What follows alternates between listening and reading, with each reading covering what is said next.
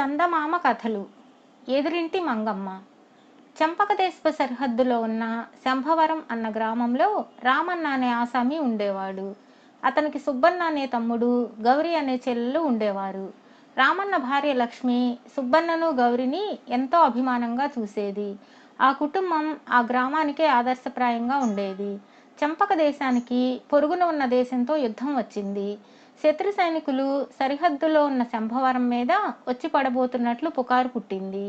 గ్రామస్తులు భయపడి ఊరు వదిలి పారిపోయారు. అందరితో పాటు రామన్న కుటుంబం కూడా మరొక గ్రామానికి వలస వెళ్ళింది.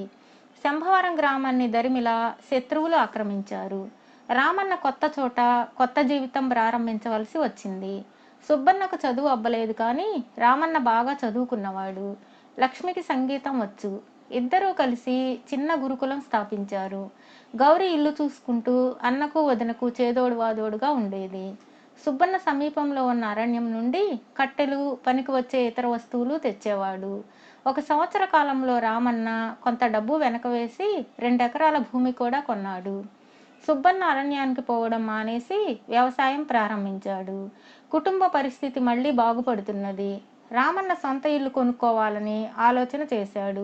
అందుకు కారణం, అతను ఆ గ్రామానికి వచ్చిన నాటి నుండి ఒక ఇల్లు అమ్మకానికి ఉన్నది. ధర కూడా అట్టే లేదు. అయినా దాన్ని కొనడానికి ఎవరు ముందుకు రావడం లేదు.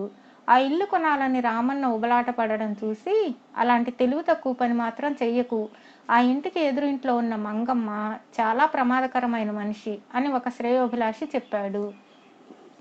ఒక ఆడ మనిషికి భయపడి చౌకగా వస్తున్న ఇల్లు వదులుకోవడం రామన్నకు నచ్చలేదు.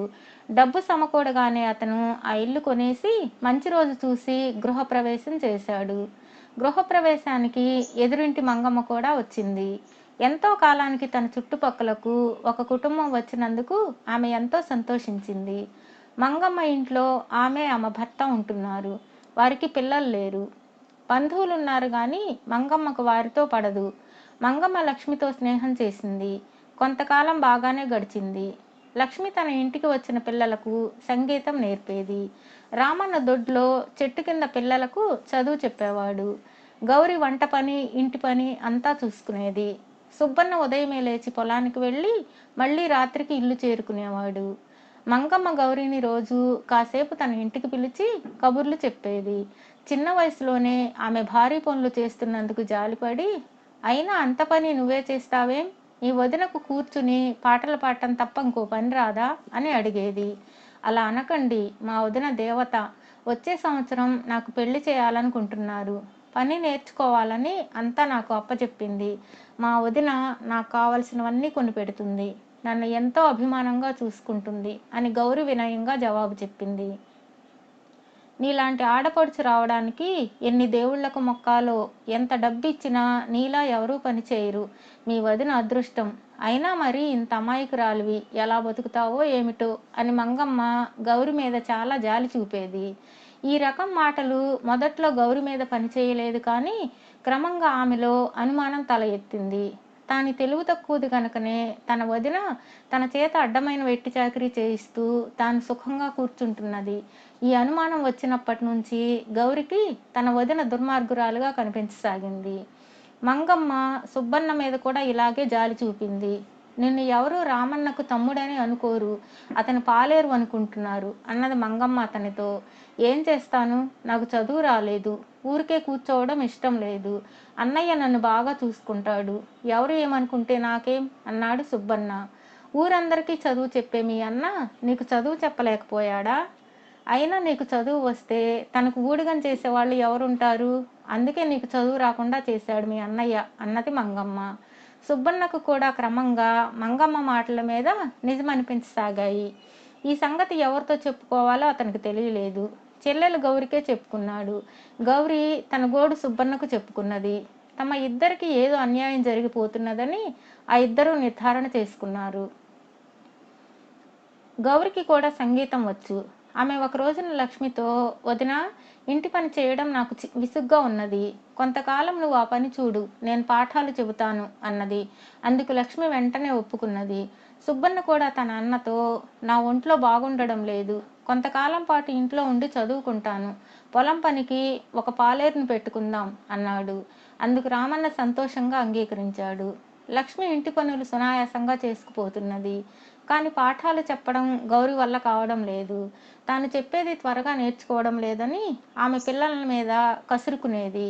ఈ బాధ భరించలేక సంగీతం నేర్చుకునే పిల్లలు చాలామంది మానేశారు. ఆదాయం తగ్గిపోయింది. ఏడాది పాటు ఇంట్లో కూర్చున్నా కూడా సుబ్బన్నకు చదువు వంట పట్టలేదు. వ్యవసాయం చేయడంలో పాలేరు శ్రద్ధ చూపలేదు. ఆరాబడి కూడా తగ్గిపోయింది. అందులో కొంత వాడి జీతం కిందే పోయేది. ఇలా జరగడం వల్ల లక్ష్మి గౌరికి ఆ ఏడు చేయించుదామనుకున్న కాసుల పేరు చేయించలేకపోయింది. రామన్న తాను కొందామనుకున్న ఎకరం పొలం కొనలేకపోయాడు. లక్ష్మి గౌరిని దగ్గరికి తీసుకుని, నువ్వు సంగీతం పాఠాలు చెప్పవద్దు. నీకు ఇంటి పని భారంగా ఉంటే ఇంటి పనితో పాటు సంగీతం పాఠాలు కూడా నేనే చెప్పుకుంటాను అన్నది. రామన్న తన తమ్ముడిని దగ్గరికి తీసుకుని, నీకు ఒంట్లో ఆరోగ్యం చిక్కే వరకు నేను పొలం పనులు స్వయంగా చూసుకుంటూ పాఠాలు చెప్పుకుంటాను అన్నాడు.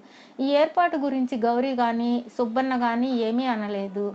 అది మొదలు లక్ష్మికి రామన్నకు శ్రమ చాలా ఎక్కువ అయింది. మంగమ్మతో మాట్లాడడానికి గౌరికి సుబ్బన్నకు తీరిక కూడా ఎక్కువైంది. మంగమ్మ వాళ్ళిద్దరినీ అభినందించేది. మంగమ్మ మూలానే గౌరిలోనూ సుబ్బన్నలోనూ మార్పు వచ్చిందని లక్ష్మికి రామన్నకు తెలుసు.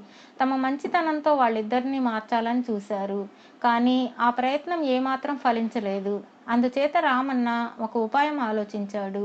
ఒక రోజున రామన్న లక్ష్మి ఏదో రహస్యంగా మాట్లాడుకుంటున్నట్లు నటించారు. గౌరీ సుబ్బన్న వారి సంభాషణ పొంచి విన్నారు. వాళ్లకు వినియోగించేలాగే భార్యాభర్తలు ఈ విధంగా మాట్లాడుకుంటున్నారు. గౌరికి పని చేయడం ఇష్టమేనట, కానీ నాకు సాయం చేయడమే ఇష్టం లేదట. మా ఇద్దరికి ఒకరంటే ఒకరికి ప్రాణమని తెలియక గౌరి మీద నాకు నేరాలు చెబుతున్నది మంగమ్మ. నేను నమ్ముతాననుకున్నదేమో అన్నది లక్ష్మి. సుబ్బన్న గురించి ఆవిడ నాకు ఇలాగే చెప్పింది, నేను మాత్రం నమ్మలేదు అన్నాడు రామన్న. గౌరికి నా మాట కన్నా తన మాట మీదే గురి ఎక్కువట. మంగమ్మ చెబితే గౌరి నన్ను చీపురు కట్టతో కొట్టమన్నా కొడుతుందట. మంగమ్మ ఇలా అన్నట్టు గౌరికి తెలిస్తే మంగమ్మనే చీపురు కట్టతో కొట్టడానికి వెళుతుంది అన్నది లక్ష్మి.